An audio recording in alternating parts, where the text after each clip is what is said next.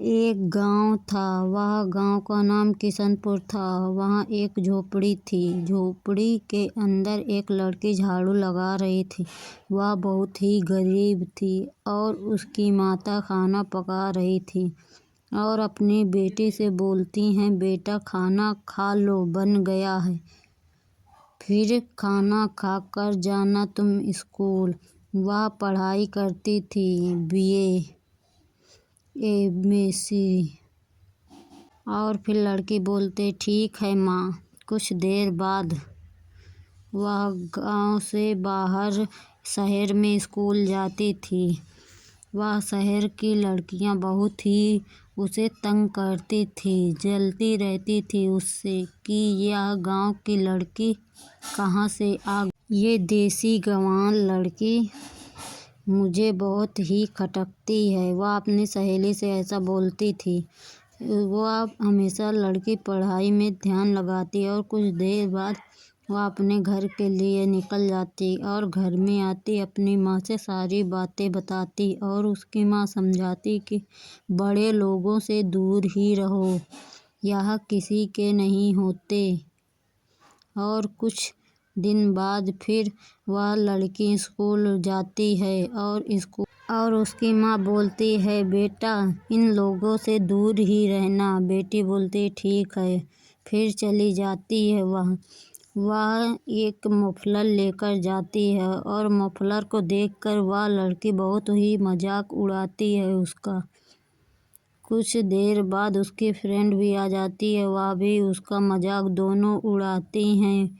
मजाक उड़ाते हुए वह नाराज हो जाती है और पास ही के जंगल में चली जाती है।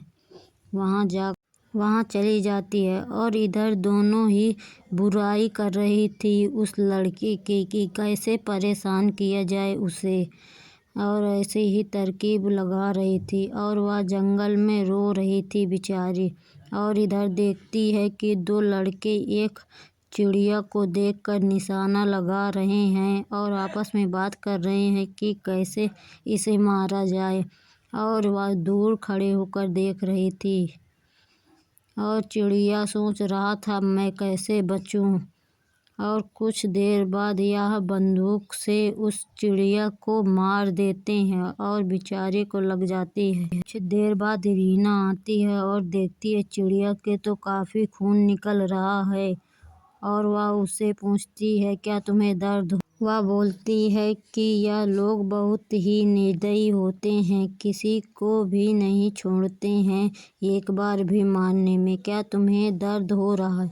तो चिड़िया बोलती है कि नहीं बेटा, मुझे दर्द नहीं हो रहा और मैं ठीक हो जाऊंगी, पर तुम क्यों उदास हो? वह बोलती है कि मेरा हर कोई मजाक उड़ाता है ये मफलर में। तो बोलते है चिड़िया बोलती है कि यह आपसे कोई मजाक नहीं उड़ाएगा तुम्हारा।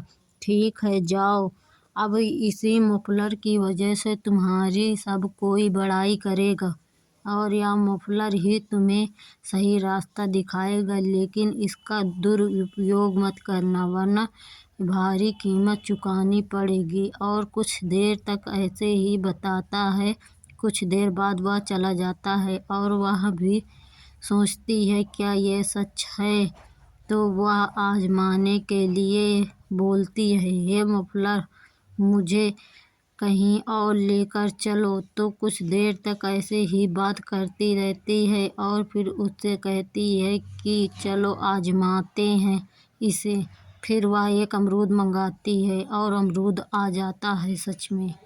अभी आगे बोलती है, चलो मुझे घर पर लेकर चलो। वह घर भी लेकर जाता है और कुछ देर ऐसे ही चलने के बाद वह घर पहुंचने ही वाली थी, पहुंच ही गई थी और फिर सोचती है क्यों ना मैं सुंदर से कपड़े मंगाऊं। फिर उसने कपड़े भी मंगा लिए और फिर बोलती है मैं खूबसूरत हो जाऊं। कुछ देर बाद वह खूबसूरत हो जाती है, पहले से काफ़ी सुंदर हो जाती है। और फिर अगले दिन रात हो जाती है। जब रात होने के बाद सुबह होती है तो वह उसी तरह स्कूल जाती है और स्कूल में वह दोनों लड़कियां देखकर उसे जल जाती हैं। जब जल जाती हैं तो बोलती हैं, इतनी खूबसूरत कैसे हो गई यह रातों रात। अभी कल तो यह फटे पुराने कपड़े पहने थी और आज इतनी खूबसूरत कैसे हो गई। तो दूसरी लड़की बोलती है, अभी मज़ा चखाते हैं। और वह दोनों लड़के भी पीछे बैठकर यह सारी बात सुन रहे थे और सुनते सुनते फिर वहीं जंगल में चले गए। फिर आज एक नई चिड़िया की तलाश में और यह फिर पीछा करने लगी उन दोनों का। कुछ देर का पीछा करने के बाद वह दोनों उसी चिड़िया को फिर से मारे।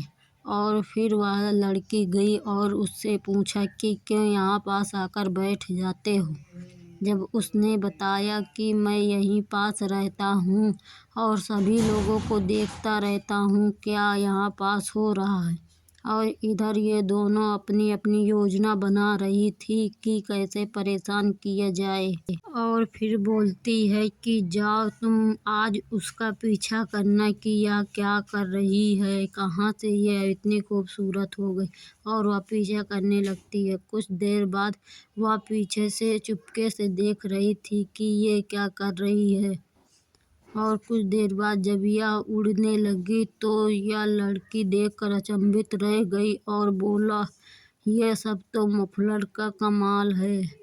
और आकर अपनी सहेली को बताती है सारी बातें। और वह भी लड़की सोचती है कि यह सारा तो मफलर का कमाल है और क्यों ना मैं ही मफलर चुरा लूँ।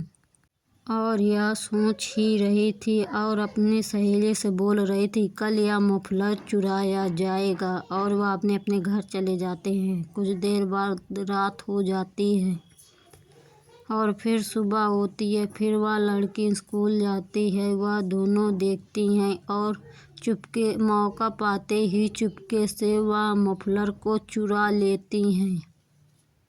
कुछ देर बाद एक दूसरा मफलर धर देती हैं और वह मफलर लेकर चली आती है। फिर से वह आजमाती है तो वह जादू काम ही नहीं करता। उसे कुछ समझ में ही नहीं आ रहा था क्या हो रहा है। पर जादू कैसे काम करता, वह मफलर तो उन दोनों ने चुरा लिया था, अब क्या होगा। और इधर यह परेशान हो रही थी और उधर वो दोनों उस मफलर से खाना ऑर्डर कर रही थी।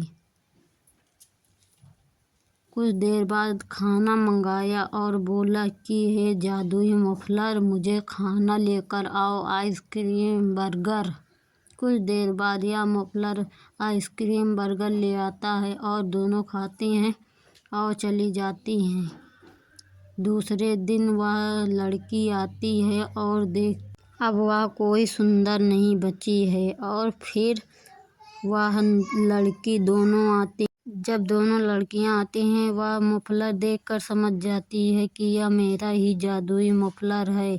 उन दोनों ने बताया कि यह मफलर हमने तुझसे चुरा लिया, अब तेरा क्या होगा। देख मैं कितनी खूबसूरत और पहले से भी अच्छी हो गई हूँ। जादुई मफलर बोलता है, हाँ सही बात है।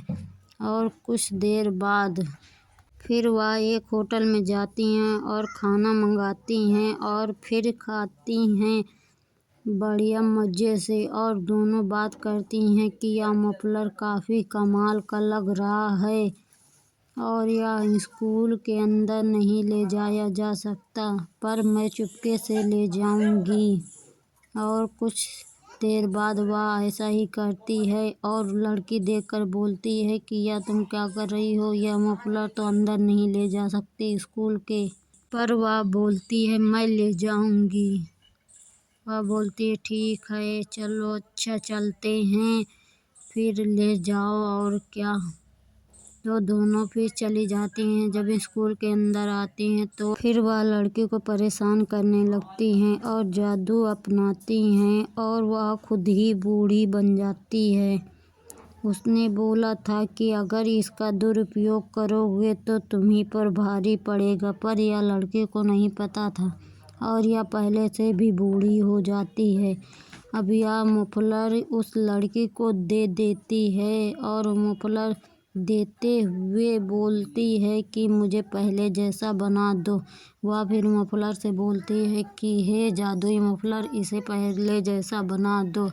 कुछ देर बाद वह पहले जैसे बन जाती है और बोलती है मुझे माफ़ कर दो और यह मफलर तुम ही रखो, मेरे कुछ काम का नहीं है। और उससे माफ़ी भी मांगती है कि दोबारा ऐसा नहीं करूँगी, किसी का भी मजाक नहीं उड़ाऊँगी और यह मफलर तुम किसी गरीब की मदद करने के लिए इस्तेमाल करना और अपने ऊपर मस्त इस्तेमाल करना, वरना ऐसे ही तुम्हें पछताना पड़ेगा। और वह कुछ देर बाद चली जाती है अपने गाँव और ख़त्म कहानी।